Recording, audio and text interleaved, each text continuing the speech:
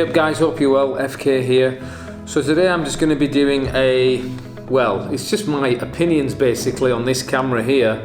It's the Fujifilm XH-1 mirrorless camera, and I want to say a big thanks to Fujifilm Qatar for letting me have this camera for a couple of weeks to have a little play with, and it's really all I've done really, just had a little play with it. This is not in any way any major definitive review, not going to get in technical specifications or anything like that. It's purely me having a chance just to take some photographs and shoot some video with this camera, some random bits and bats, and just want to give my opinion, first impressions, and for someone who's only been using it for a little time.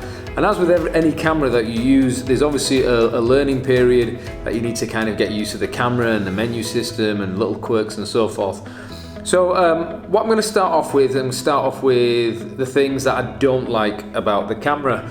And these are actually all focused around the actual design of the camera, how it feels in the hand. Now first and foremost, this is not a light camera.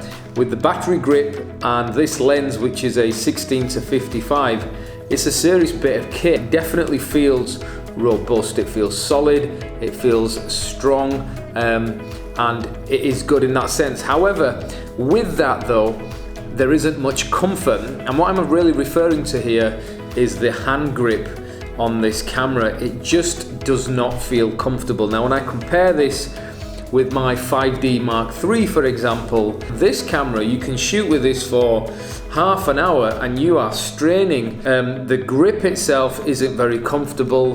There's this little notch area here with the Q button, which kind of protrudes out from the side, and it kind of stabs you in the side of your hand here, which starts to really get tiresome after a while. And also based on the grip, the design I think is quite poor, because we've got these buttons down here, which is what you would use when you're shooting vertically.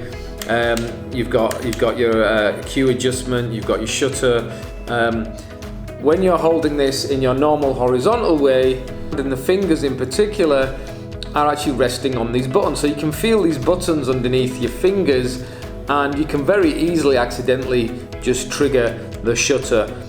So you'd have to really lock this so it's not operational, but then when you go to vertical mode you'd have to unlock it so it does become operational, and that is just a real poor design flaw. Also the menu on the back, the little D-pad you could call it, they're very, very small of these buttons, and they really are recessed quite heavily into the body. I would like them to be a little bit more tactile. The little joystick here, stick your thumb into it and it kind of jabs into your thumb. Again, it could be a little bit more rounded, could be a little bit more smooth. Now you might think I'm being really petty here, but you know, I'm going to obviously compare this camera to the camera that I use right now, and that is a Canon 5D Mark III. And in terms of like the comfort of the camera, the way, the ergonomics, the way you hold it, the buttons and everything, it is far ahead of the Fuji in my opinion.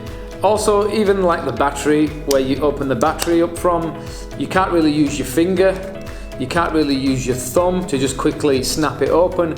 You've literally got to stick your nail into this area here in order to get it out. You have to stick your nail right into it and then it'll flick out. And it's just I don't know, little things like that just get annoying after a while. You've also got the screen, which I don't really get, to be honest. It's not a flip out screen. Now this camera is definitely video oriented, because as far as I'm aware there's not much difference between this and the X-T2 in terms of photographic functionality, but this offers all the video functionality you could really ever need. But with that does not come a very good screen. So you have got this kind of adjustment where it kind of just kind of drops forward and then it opens up like this. You haven't got much in the way of screen maneuverability, you could say. So if you are high up and you had to look at something, you can't actually turn this screen so it's pointing right down.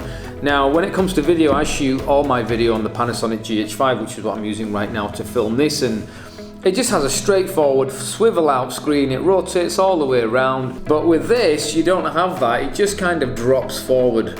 And that's about it. But then you do have this option to press this button in again, which is kind of like sharp and hard, and then it does that. Now I don't get that. I mean, like, why would you use that? I don't understand it flipping out this way. I mean, no one's going to look at the camera from the side. If it flipped out the opposite way, that could make more sense, but it really doesn't. It just doesn't have that versatility. Like, one other little gripe I've got is the actual shutter release. It's like, it's spongy. That's the best way to describe it. You have to press it down and you don't really feel where you might get the focus lock, you know, the half shutter. It's very, very spongy, and it took me a little bit of time to really get used to that. It's too sensitive and it just doesn't have the feel that I would like. For me, that's annoying. For someone else, they might like it like that. Again, do remember, everything I'm saying here is purely down to my experience using the camera for a short period of time. I have used the Fuji GFX. Absolutely loved that camera. Ergonomics, the way it's shot, the image quality, beautiful, beautiful camera. So I've definitely got nothing against Fujifilm. In positives, first of all, the menu system. I really like the menu system. It's very simple, it's very easy to understand. It just makes sense. It's very logical, and you can get through everything really, really quick. So big props to Fujifilm for creating a very nice, simple menu system.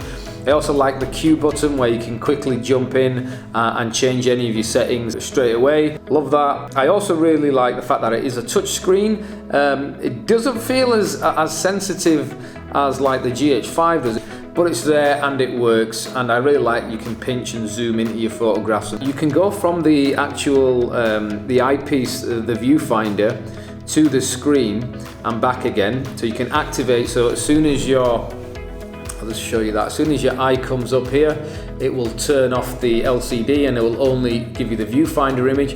And as soon as your eye moves away, look at this, look at the speed. Blisteringly quick. It's fantastic, far quicker than the GH5. So I really like that about it. So we've got nice touchscreen, really good menu system, very responsive eye/LCD switchable thingamy-bob. Autofocus is good. It's very quick. When you use the back button focusing, it just captures, it just locks on quick. Even in low light, I found it to be very, very good, which again is another bonus about this camera. And then secondly, obviously it shoots 4K, it gives you lots of options. Alright, it doesn't shoot 4K 60. Well, actually I don't think any cameras apart from my GH5 does, unless you go to the higher end cinema cameras. But it shoots 4K 24, it shoots really nice HD up to a high frame rate. What I also really like is it has something called F-log, which is Fujifilm's log profile, and it is a super flat profile. It seems to give really good dynamic range, and it's really, really nice to work with in grading. I really like the fact that you can have two batteries in the battery grip, plus you can maintain the battery in your camera. This is a feature I really like, so I can remove the battery grip like this. I don't need to take the little door off and put it back in here and then put a new battery in here. No, I can just go off and carry on shooting because there's already a battery built in within here. So you've actually got three batteries that you could have going at the same time without any messing about. Battery grip, no battery grip. You can move backwards and forwards really pretty quick, which I really like that feature. It'd be nice for Canon to maybe think about bringing in that feature. So nice one, Fujifilm.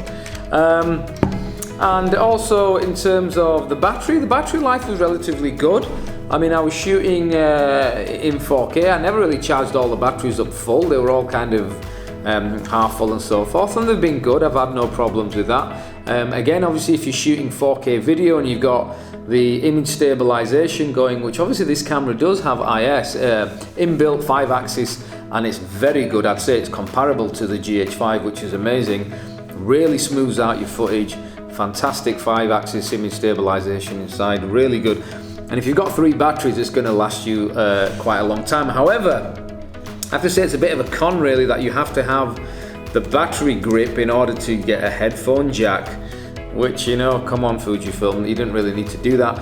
But I also like the fact that you've got a DC in, so I presume you can just run this off the mains, which is, again, that's a really nice feature. What else? And one other thing I really, really like is this little screen here, and it's lovely to look at.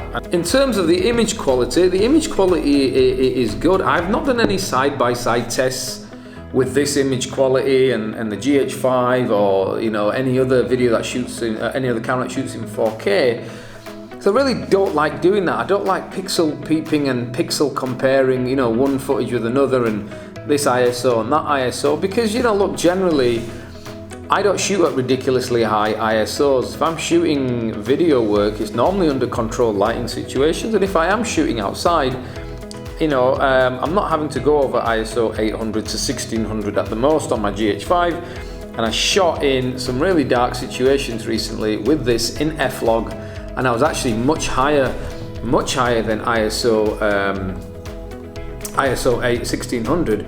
I think I was even shooting at ISO 3200 for some of these clips, and you can see for yourself the image. Now, I've not shot in F-Log before, so I've got limited experience in terms of the best way to actually shoot with it, to either overexpose or underexpose. So if I'm looking at who this camera is going to be aimed towards, if you are a Fujifilm user, or if you are looking for a mirrorless camera and you like the Fuji system, if you like their traditional kind of approach to dials and so forth. Me personally, I'm really not a fan. I really don't like these little kind of sub dials, which you really have to kind of get your fingernail in to change. I don't like really having to look at my dials up here to get my settings sorted. I like everything being at my fingertips, front and back, and that's just because of the way I shoot. I like to shoot quick, I like everything to be accessible, and you really have to kind of like look up here to get your setting, and then you can change it down here, but there's only so far it will go. So I'm really not a fan of these this kind of like old school, new school kind of throwback. Either it's old school or it's new school. I'm not really a fan of this kind of like hybrid in between type of thing. If I want to go old school, I'll go grab the RZ67, you know what I'm saying? But anyway, I'm digressing. I do like this kind of square angled edges and so forth. It looks nice. It does look nice as a camera, but it doesn't feel nice in the hand, and it's tiring in the hand, and I would never be using it for a long shoot. It's just too much of a hassle in that sense. But image is good. Menu system's great, image stabilization, axis, 5-axis, fantastic, and yeah, you won't go wrong if you buy it. Enjoy.